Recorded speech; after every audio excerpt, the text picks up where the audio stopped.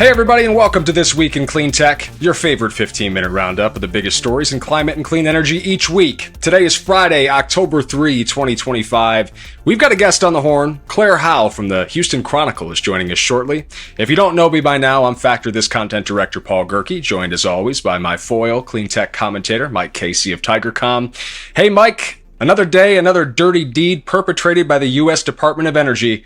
On Wednesday, DOE said it planned to cancel $7.5 billion in financing for hundreds of energy projects in 16 Democratic-led states, including California and New York, and only Democratic states, by the way, in what is a blatant abuse of power, wielding that office against perceived enemies when all of us are dealing with sky-high power prices, not just blue or red states. So we're going to take gigawatts off the grid. So, before you even ask me how I'm doing, that's how I'm doing. How are you?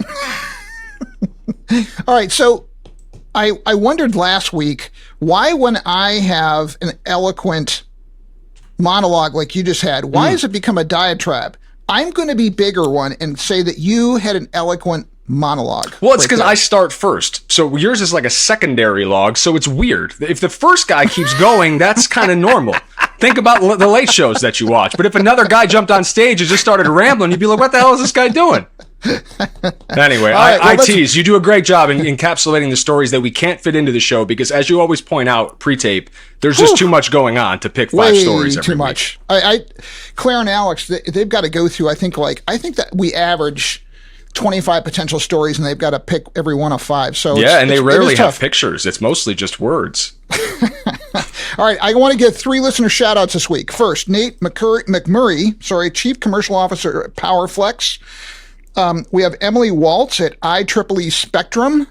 She is our first journalist listener shout-out that we've given. Being respected from within. That's nice. Yeah, I like it. Troy Miller, Senior Engineer at C Solar Power. Thank you, the three of you, for listening. And Paul, I got to give you a shout out because Claren called me just before we taped to say its board has approved a $1 trillion pay package for you to keep you competitive with Elon Musk. They do not want your feelings hurt.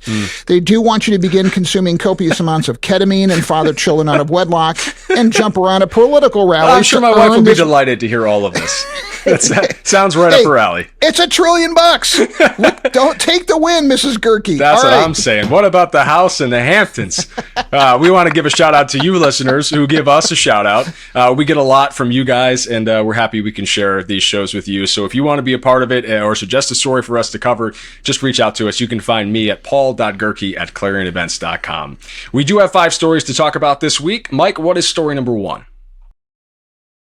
Tope Aleke from Bloomberg. EVgo open to buying charging firms as key tax credit expires. This is, I think this is a really cool story. Yeah, the key word here is consolidation, Mike, and there's going to be some of this in the space as a result of the waning tax credits in the budget reconciliation bill.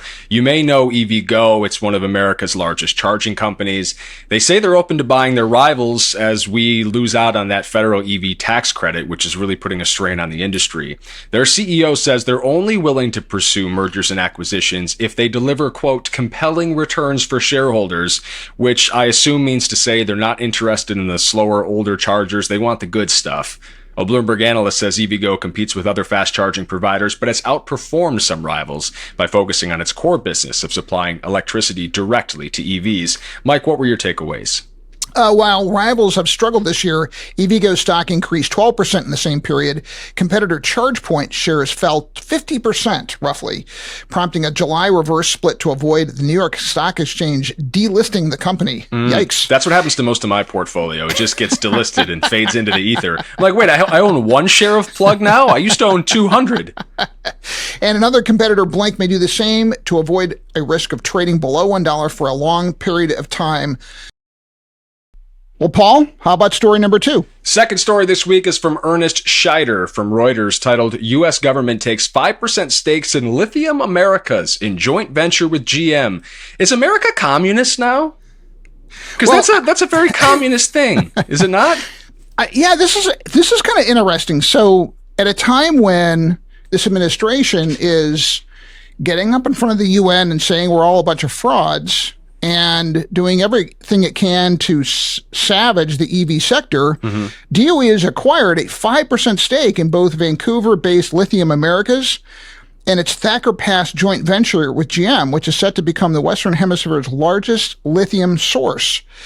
So this is the administration's largest private sector investment. I mean, go figure. It's their biggest investment to date of this kind, and it's in lithium. Lithium Americas announced it reached a deal with the DOE to access the first $435 million from a $2.36 billion loan, supporting the construction of the Thacker Pass mine set to open in 2028. GM, which has put $625 million into the mine last year by itself, for a 38% stake, has the rights to all first phase lithium output and part of the second phase for 20 years, Paul. That lithium sounds pretty important considering this whole thing is a big scam, right? Yeah. I guess they got caught up in the scam too. Go figure. There's a bipartisan agreement that the Thacker Pass project will reduce foreign imports of lithium. As you may know, we import a lot from China. They produce about 40,000 metric tons of lithium every year, makes them the third largest producer in the world behind Australia and Chile. China dominates refining though, Mike. They turn over about 3/4 of the world's raw lithium feedstock into battery grade type material. Thacker's Pass's first phase set to produce 40,000 metric tons of the good stuff, lithium carbonate, every year, enough for about 80,000 EVs. Mike, story number 3. Sam Meredith, CNBC, the world's first carbon border tax will soon go live, shaking up global trade. Paul, I'm glad we're shaking up global trade because it's been very boring this year. Yeah, it's about time someone shook that snow globe of global trade. In less than 3 months, the European Union is set to introduce the world's first large-scale border tax on carbon-heavy imports like steel, fertilizer, cement, aluminum, hydrogen. This is part of the bloc's efforts to cut pollution from heavy industries. It's something that I know a lot of folks have talked about doing here stateside to promote some cleaner production, not just here, but around the world. Importers will need to purchase carbon border adjustment mechanisms, or CBAMs, certificates to account for the emissions linked to their goods. Think of it like a serial number, but for emissions. That tax is designed to prevent companies from moving production abroad to companies with weaker climate rules, the sort of shell game that a lot of us do now to avoid tariffs, Mike. Yeah, the U.S., China, and Brazil have raised concerns with this tax, threatening to retaliate and warning that it might harm global climate efforts. The U.S. warned the EU's climate rules could threaten the EU's trade deal with the White House. And fracking Secretary Chris Wrong cautioned that CBAM may pose major legal risks for American fossil fuel exporters into Europe. They're hurting right now. They're not being pampered by the government, so they need extra help. But Europeans have framed this as a way to, quote, compete on a level playing field. And, quote, India has argued high-income countries historically responsible for the climate crisis should do more to cut pollution. Paul, our fourth story.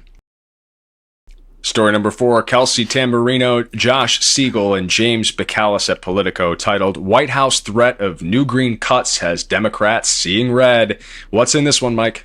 All right, Tamburino, hear me now. You can run, you can hide. You are coming on the show. I don't care what's the last thing we do. Hey, even Mrs. before David Tambourine Wallace Man, play a song for me, he says. That was very Norm Macdonald-esque. I didn't mean that. Anyway, it was a serious dad joke on the verge of you becoming a dad. Thank you. You're going to do well. You're going to do well. I'm well prepared. The Trump administration threatened on Wednesday to cut $8 billion in clean energy funding for 16 states, all of which voted for Kamala Harris in 2016. White House budget chief Russ Vought announced the cuts on X because that's where you go to announce important policy decisions. That's the public town square, right? Calling an end to the, quote, new green scam funding to fuel the left's climate agenda, end quote. Russ, I'm really glad you got our back, brother. Strong verbiage. The DOE also confirmed it has canceled more than 320 awards, supporting 223 projects worth $7.5 billion invested in the United States economy. A senior administration official told Politico the cuts include wind, solar, and EV charging. 2 hydrogen in the Pacific Northwest will also lose funding. Hey, why not just keep handing the economy of the future over to China, Paul? Yeah, no, because they've already won, right? It would just be polite to tip our caps and let them run away with it. Gavin Newsom out in California, I saw, was upset about this, says we're going to continue to pursue this hydrogen project, whether the feds want a piece of it or not. Minnesota Senator Tina Smith warned that cuts would raise utility bills for everyone, not just Democrats, which is sort of the pulpit I was screaming from at the top of the show. Democrats, Senator Patty Murray from Washington slammed the administration for, quote, illegally taking action to kill jobs and raise people's energy bills. Meanwhile, Republicans cheering down in Texas, Representative Troy Nehls called this terrific news. Texas Rep Chip Roy simply replied, more. I guess we should take more power off the grid, Mike. This coming on top of DOE's announcement last week to cancel $13 billion in unobligated clean energy funding. You remember we were having this debate not that long ago about whether it was going to be the scalpel or the sledgehammer, and there were so many people that make a lot more money than we do that were saying, oh no, it's going to be this nip and tuck of the IRA, and he's going in like a bull in a china shop and not even following like legal laws about which projects you can pull funding from. I don't know how we ended up here, Mike, but it seemed pretty obvious to me all along. Anyway, not to waste any more of our guest time, we do have story number 5 and someone waiting to talk to us. Yes. Mike, tell me about it. Claire Hao, Houston Chronicle, welcome to the show. Wall Street joins Rick Perry's bet on nuclear and the AI boom as Fermi America goes public. All right, Claire Hao. Rick Perry, he was a former energy secretary and governor of Texas. Right? Oh boy! No, it's not. Paul, don't venture back into history where you don't belong. I'm from the past. You are not. Stay in the future. That was blaring in my mom's minivan growing up, brother. It's like I don't know. Thank you for some adult supervision, Claire. You weren't expecting to have to provide it. If people have not read this story, which we really think is kind of cool here, give us the bottom line.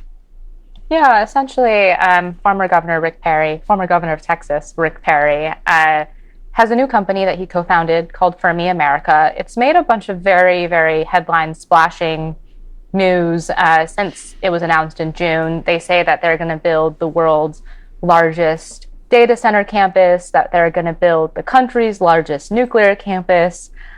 They've teased that they might name this whole project after President Trump, that they might name the 4 nuclear reactors on site after President Trump. And essentially the company, it went public yesterday, very early for a company that has generated no revenue and actually reported a $6.4 million loss through the first half of this year. And, it didn't even exist in the new year. They formed on January 10th to go public, but Wall Street was very excited about this company. Their initial public offering was $21 per share. It closed yesterday at about $32 per share. Last I checked, it's about at $30 per share. So really, I think this highlights just how much Wall Street excitement there is for AI ventures, even though, all the power demand from AI, we're maybe just starting to see it materialize. There's still a lot of risks ahead. I'll just keep it there. I know it Mike sounds an awful lot like a SPAC. I just got to say, yeah, it does. It's no profit early on, a lot of hype. Let's go public. Just big words, biggest project, nuclear. Throw the big nuclear word out there. That's the thing that stood out to me, Claire. It's they said I think 2032 in your article for nuclear, and that's a really optimistic prognostication for an industry that loves to overpromise and underdeliver. I know Mike was giggling just a second ago about the idea of a Trump nuclear reactor failing and how he might try to blame that on Joe Biden. But all of that aside, how much do you really see this project, or I guess this company, taking off and becoming something, or is this all just speculation on the very edge of this AI bubble that seems precariously close to popping? Fermi admits to a lot of different risks to its business in its own filing to the SEC on Wednesday.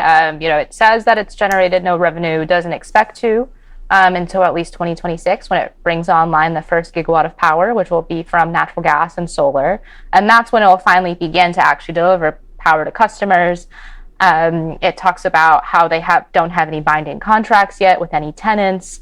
So they're still very early stage in all of this. But I was talking to a nuclear advocate yesterday, because I did want, somebody who is pro-nuclear, bullish about nuclear, what their thoughts are on this. And what Fermi is trying to build are reactors that Georgia utility Southern Company infamously built, way over cost, way later than promised. And so what this nuclear advocate was telling me is that since then, it's been hard to, no utility wants to be second after what happened to Southern Company. And so it's hard to raise the funds necessary to try again, even though his thoughts are, we just learned how to do this. Lots of lessons learned from what happened in Georgia. Like, isn't now the best time to try again when everybody still remembers all the mistakes that were made? And so, but how do you raise money? That's been the challenge. And at least here, we have an answer with Fermi. Seems like what their approach is even though they're very early in the game, they're going to go public, really cash in on some of the AI hype that's floating out there, and then use that money to, we'll see if they deliver or not in the coming years. Well, I'm going to offer three things. First, where are short sellers when you need them? That's number one. Number two is, Claire, was the nuclear advocate you talked to, was it actually a person or was it a LinkedIn bot? Because Paul and I get bombed by both on our pages. Bros and bots. That's the whole ecosphere. The nuclear bros are their legion on LinkedIn. You can just go. You could swing a dead cat and you'll get three sources. Just not saying they're alive. But did you say that Governor Perry or Secretary Perry is going to start powering his campus with solar and natural gas? But use the solar word. Yes. Paul, I know it's a scam. I don't understand. Everyone keeps falling for the scam. I don't get it. He's going to name it after Trump. Dude, I know. It's going to be powered by solar. There is no sense of irony with these folks. We are breaking news on this show, Paul. Right now, we're breaking news. That's your. And Claire came on and she broke some news, brother. You got one more for Claire before we send her off, Mike? The solar thing has been in the filings for a long time, and they need power more quickly than nuclear can be built. So their options are natural gas and solar. Claire, in all seriousness, jokes aside, who are the detractors, private sector detractors, and what do they say? I mean, clearly Wall Street's bullish on this, but are there doubters? Are there people who are saying probably not so fast that are in private sector positions? I mean, there's obviously a lot of skepticism around nuclear, just given the fact that it is an industry that has a history of cost overruns. It is an industry that has a history of project delays. 2032 is very ambitious for a first project to be online. There are a lot of unknowns about Fermi's plans and still very early on in their commitments. So, all things that Fermi acknowledges. What really struck me was I spoke to a former chairman of the NRC, and he said that timeline makes him wonder just because it's so aggressive. But there are a lot of companies, especially here in Texas, that have been making very bold project announcements. Obviously we have Stargate that is starting to really construct facilities very quickly. And then we have much more ambitious projects. Maybe Rick Perry's newest venture is the most ambitious of them all. So lots of environmentalists in the state who really tried to at least rein in some of the taxpayer spending that our legislature was trying to put towards nuclear, given how much skepticism they have towards the industry. But still, ultimately, we still put forth $350 million of taxpayer dollars towards new projects. Governor Abbott wants Texas to be the global leader in advanced nuclear. And I think, we'll just have to see in the next 5-10 years how much of that really pans out. Paul, I'm not going to ask a follow-up about if those same legislators showering the nuclear industry in Texas with taxpayer largesse, if they're also pro-free market and wag their fingers at renewables for policy support. I am not going to ask that question, but we are going to go to Cleantecher of the Week. Let's do it. Cleantecher of the Week this week. Samuel Gantner, founder of the Miombo Woodland Restoration Project. Ever heard of it?